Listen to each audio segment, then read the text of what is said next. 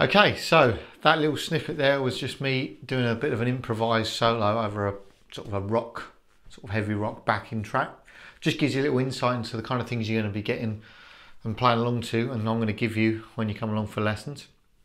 Now, a good thing about doing something like that is, I mean, I just literally wrote something quickly, put it together, and then I played it within sort of 3 or 4 takes of just having a run for a couple of times. So it was just off the cuff, completely improvised.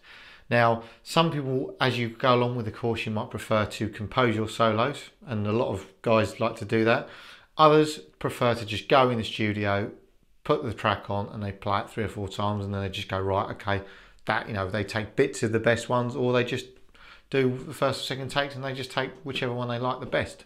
So the key to this thing in this improvising and / songwriting, which we'll talk about in 2 seconds, is that some people will find composing easier, some people find improvising easier, just off the cuff. But the more you practice doing this and just improvising off the cuff and just giving it a go, then the better you will be. And also this will tie in with your technique lessons, learning all your scales, all your rhythms, which is over the reading rhythms, the ear training key area as well. So once you start mixing them and getting better at them, you'll find you can just come up with ideas a lot quicker and a lot more instantly than you previously thought or could, you know. So I mean, things like that, you know, that I was just using there, all I was using was the minor pentatonic and the minor scale, all in the key of E.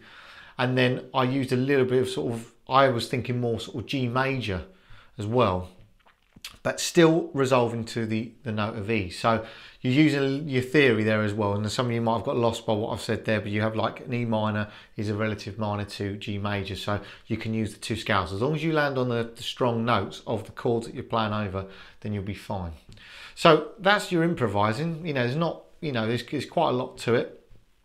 We're going to be working through quite a few things, and we're going to be building you up slowly. So what I'll be doing is I'll be taking you through, once you've grasped your pentatonics first, which will be the first lot of scales we're going to take a look at, then we'll start applying them to basic backing tracks, okay? And then as you progress on, we'll start using and mixing the minor scales and major scales in there, and then even looking at modes, applying arpeggios, applying your technique. So you might say, I want you to improvise a solo for me, and I want you to only use slides, or only use bends and slides. So that's a really cool thing to do, because it really makes you think about what you're doing and how do I do this? Like, a really good thing for you to do is to play all along one string.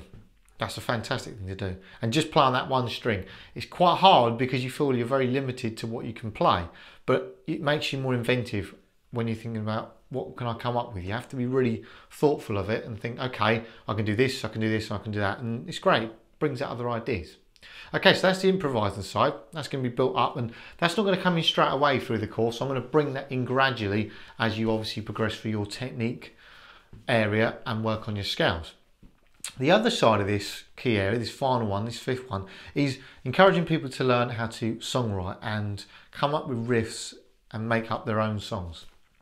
Now, a lot of people are quite shy about this. They, you know, if you ask students, I've asked students previously in the past to go away and in the next week bring me back something that they've written. It doesn't have to be long, it could be 30 seconds worth of music. And people always stare at you and think, what? I can't write something. Oh, I don't know what I'm doing. You know, there's that sort of shock horror on their face when you ask them to write something, even if you give them the chords. And this is the thing that I'm going to do. It's a good thing, exercise for you to do. Now, most people, I'll encourage you to just go away and write things in your own time when you feel comfortable doing it.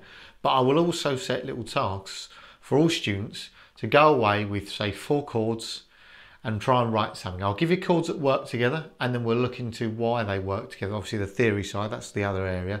And then you come back and then we'll get you doing a solo over it. So in a sense, although you're going to get provided with backing tracks, I want to try and get everybody that I teach to write their own backing tracks, in a sense, write their own songs, have a go at trying to write riffs, where you take a scale, say A minor pentatonic, and I'd say try and come up with something using the notes of the A minor pentatonic scale.